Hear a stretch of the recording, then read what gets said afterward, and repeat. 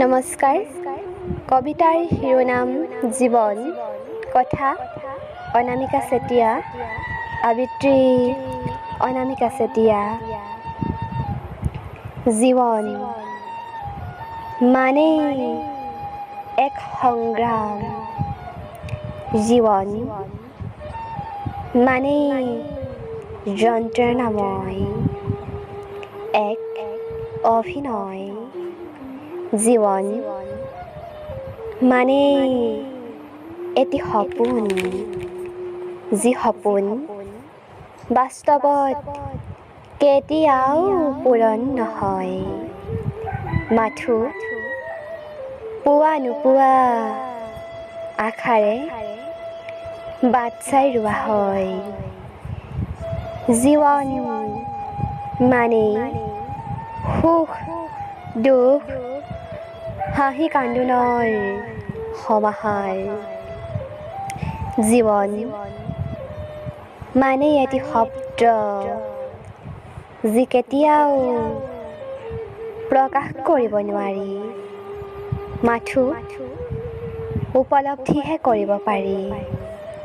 জীৱন মানেই হৈছে অবিৰত সংগ্ৰামৰ এটি নাম। জীৱন হৈছে এক যাত্ৰা, যি যাত্ৰাত বাৰে প্ৰতি উজুতি খাব লাগে। জীৱনৰ যাত্ৰা পথটো বৰ কণ্টকীয়া, প্ৰতিটো খোজতে থমকি ৰ'ব লগা হয়।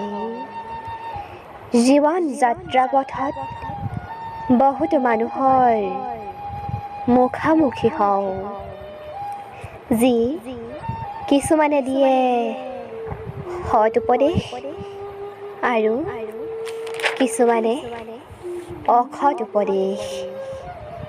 তথাপি আমি জীৱন যাত্ৰাত আগবাঢ়ি যাবই লাগিব, তেতিয়াহে পাম আমি সফলতাৰ চাবিকাঠি।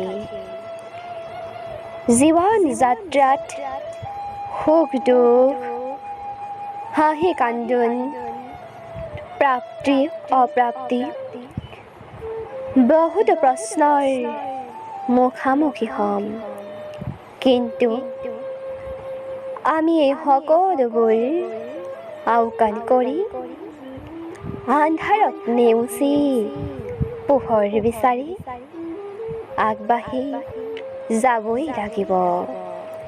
জীৱন মানেই সংগ্ৰাম, সংগ্ৰামৰ অবিহনে জীৱন পথত আগুৱাই যাব নোৱাৰি। জীৱন এক সংগ্ৰাম, ই কেতিয়াও সম্ভৱ নহয়। ধন্যবাদ।